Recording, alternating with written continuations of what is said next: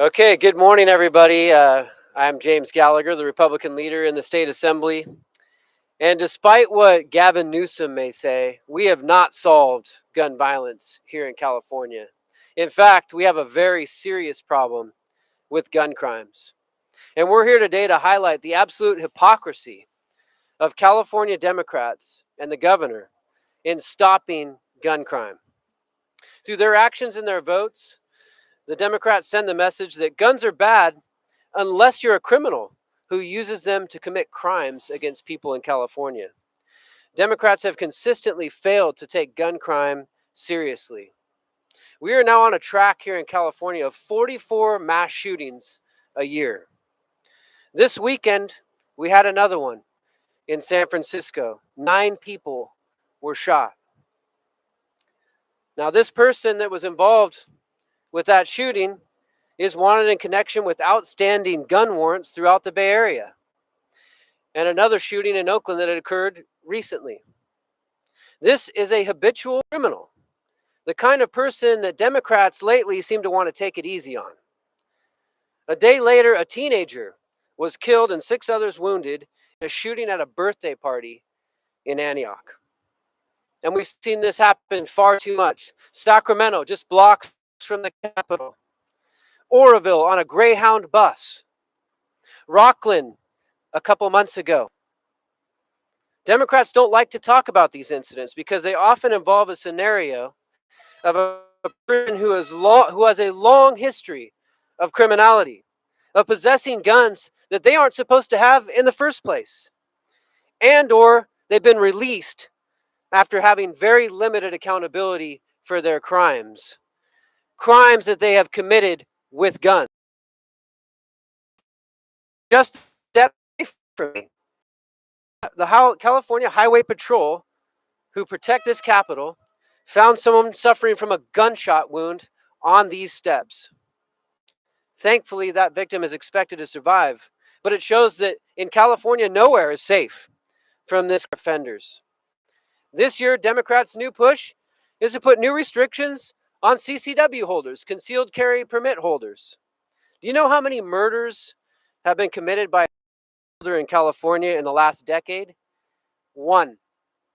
Meanwhile, just last year in 2021, there were 1,734 gun murders throughout this state.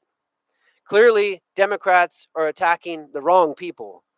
Legal gun owners are not the problem. Instead of putting dangerous criminals away in jail, Democrats continue to make excuses for those lawbreakers. Less than 2 years ago, Democrats passed and Newsom signed a law to get rid of gun enhancements in many cases. This year, they killed bill after bill, and these headstones represent them. Ideas from Republicans to get tough on those who are using guns to victimize our people in this state. Each of those bills killed on party line votes. If Democrats about gun violence, about gun crimes, then they are passing policies that hold criminals accountable for victimizing our people with guns. I'll now turn it over to my colleagues who want to share about their bills that are solutions to this problem, bills that they propose that have been killed this year on party line votes. And first up is Assemblymember Tree Ta. Thank you, Leader Gallagher, and hello, everyone. I am Assemblyman Tree Ta, and you all aware that California has some of the strictest gun law in the U.S. But the number of firearms relating shooting has increased dramatically over the last few years. It is also within the last few years that the legislature has lessened criminal penalty for crime, eliminating firearm relating criminal enhancement. In order to help prevent gun violence on the first day on the state assembly, I introduced AB 27 to restore to just the ability to add a firearms related enhancement to crime committed with guns. And despite saying that they are anti-gun violence, the Public Safety Committee vote along party lines to kill this measure that would help protect the public.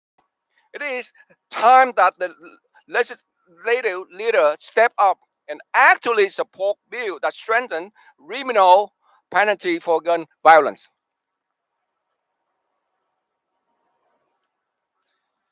And next up, we have Assemblymember Tom Lackey, who sits on the Public Safety Committee.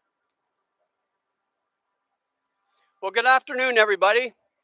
I want you to know that as a 28-year veteran of the California Highway Patrol, I understand a very important part of our criminal justice system that has been abandoned. And I mean abandoned. And that is the victims of violent crime. How symbolic was it that they found a victim of violent crime on the steps of the Capitol? These messages need to be heard loud and clear. Public safety is not a partisan issue, but it's becoming a partisan divide when it comes to legislative votes. Why in the world don't we have the balance the public deserves? That's what we're asking for. We're trying to create balance. Look at these bills before you that have very strong suggestions on how to hold those who are committing these violent offenses accountable. Since when is that unreasonable? I will tell you, it's become that. And it's super frustrating. And the other side needs to understand we're not going to stop because the public deserves to be represented. And victims need to be part of the equation. So shame on those who continue to be an obstacle, because we will continue to battle for their justice. That should be a no-brainer. It's, as I would call, head spinning. Thank you. And next up, we're going to have Assemblymember Joe Patterson, who introduced a bill this year that was highlighted by the San Francisco Chronicle as a much-needed measure, finally making the connection between domestic violence crimes and far too many mass shootings in this state. Assemblymember Patterson. Thank you, and good afternoon. A bill I authored, AB 229, unsurprisingly was killed in the Assembly Public Safety Committee on a party line vote. It would have done the crazy thing of making felony domestic violence a violent felony. Despite it being in the name, it's not a violent felony. So what that would mean is a person would be ineligible for early release. And we saw this right here in Sacramento, unfortunately, during the pandemic and when things were closed.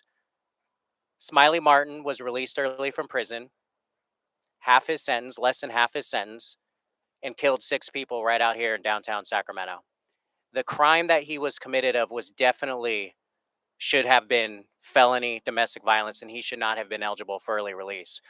What he did is he dragged his domestic partner out by her hair, punched her in the face, and continued to beat her in a car, and went to prison for that. It was great that he got convicted, but the state's policies let him out early, and he went on and committed a mass shooting within months of being early release. Domestic violence has increased in California. Roughly 20% of all violent crime is domestic violence. Abusers with access to firearms increase the likelihood of an intimate partner violence approximately 5-fold. There were 12,500 misdemeanor convictions for domestic violence in 2019 alone. And 2,501 in 2021, 2,501 calls for service for domestic violence where an individual involved a firearm. So we need to get to the root of the problem, and there should be nothing wrong with putting a person in prison and stopping them from early release who has a proven track record of violence. This is exactly what we need to be doing.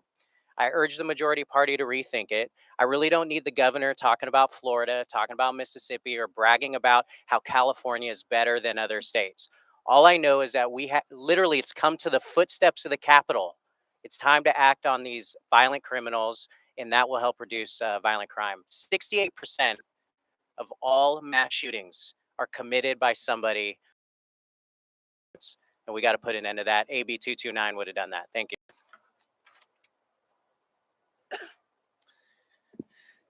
Member Patterson. And next we have Assembly Member Bill Asaley.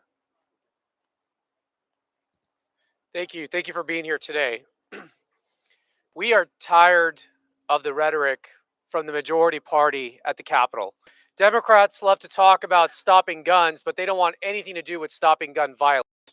Their failed criminal justice policies that have been enacted over the last decade are responsible for the crime we're seeing today. They not only have blood on their hands, but we literally now have blood on the steps of the Capitol as a result of their failed policies. And enough is enough. We have to get back to strong public policies in the state of California. We have to incarcerate individuals who are willing to pick up a gun and shoot another person or a police officer in the face.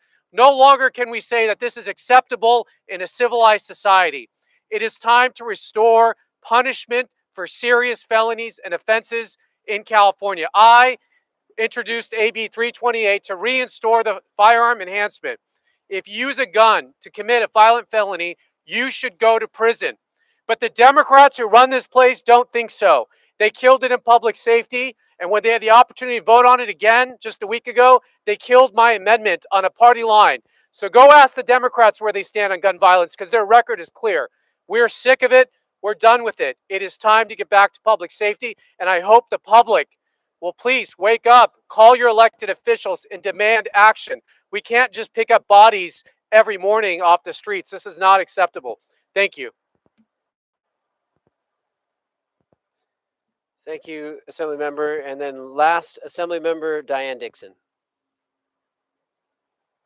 Good afternoon, everyone. It seems to become a regular occurrence that you're out here at the steps of the Capitol joining with us, observing us, demanding action. And my bill, I can see it here, AB 578 that I introduced into public safety earlier this year is to protect our communities from criminals in possession of firearms. Another one of the long list of protections for our communities.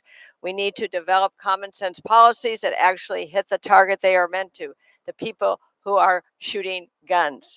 AB 758 would create an additional enhancement for the possession of unserialized or unregistered ghost guns at the time a felony is committed. A ghost gun is an unregistered firearm. Legal gun owners do not use ghost guns to commit crimes. AB 758, if passed by the Public Safety Committee, which is now held over for reconsideration, would target individuals who use unregistered guns because they are untraceable in order to commit crimes. This is a common sense proposal to limit one aspect, a significant aspect of the guns that are being used to commit crimes. Unfortunately, it did not pass, but it is under reconsideration, so I intend to fight for it when it comes back again. We have to see what happens. We know what the track record is, so that's why we're inviting you out today to bring awareness to these long list of bills that we have been fighting for, many with bipartisan support, that we must get through public safety. And my bill will crack down on criminal use of ghost guns to make Californians feel more secure. This is what we're hearing in all of our districts. People wonder what's going on in Sacramento. They ask me that all the time. What's with public safety? 30% of all guns that law enforcement recovers are considered ghost guns. We will, the possession, my bill would have enhanced the sentencing for 2 additional years in prison if a firearm is in possession during the felony, and 3 years of a felony or attempted felony. The problem bill, AB 758, is because the word enhancement is included. And just as my colleagues are saying, enhancement is what is necessary, but the Public Safety Committee recoils at the word enhancement. They do not want to strengthen our laws. We want to return to when crime was illegal. Let's make crime illegal again. And it is absolutely essential that our communities feel safe. California, interestingly enough, has some of the strictest gun laws in the nation, yet we still experience these tragic shootings and mass shootings every year, every week in our own community. We have more than 100 laws on the books regulating firearms, yet the governor wants to have a constitutional amendment. By the time that were to ever go through the process, which is highly unlikely to get the 27 or 30 states to call constitutional conventions, many more deaths by guns will occur by people who should not be possessing guns and should be convicted of the felony crime that was committed using a gun. We need to do better for California and pass public safety laws that make our communities safe, that rehabilitate criminals and keep them away from firearms. This is what the people of California want. This is what the representatives want here in Sacramento, but there has been a roadblock. We want to fight for breaking open this roadblock, break the roadblock by communicating to all of you beyond that we intend to make our community safer. Thank you very much.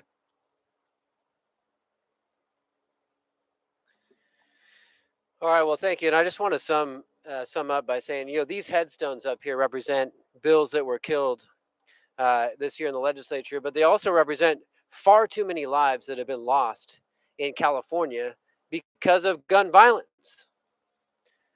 When we're talking about 44 mass shootings a year in California, when we're talking about over 1,700 gun murders in 2021 alone, that's not solving the problem. And we have all the laws that the governor proposes in his constitutional amendment right here in California, and yet we still have all of these gun violence, gun murders in our state. More needs to be done. This is the more that needs to be done. Go after the criminals who are committing these crimes, and they're doing it over and over again. Smiley Martin, he had a record, a continued record of possessing firearms he wasn't supposed to have. And he was let out early, and he did exactly what he showed us he would do when he shot up the downtown. Stop these policies. We need to get tough on gun crimes in California. That is the other part of this puzzle to reduce gun deaths and far too many lives lost to gun violence in California. Now, with that, I'd be happy to answer any questions.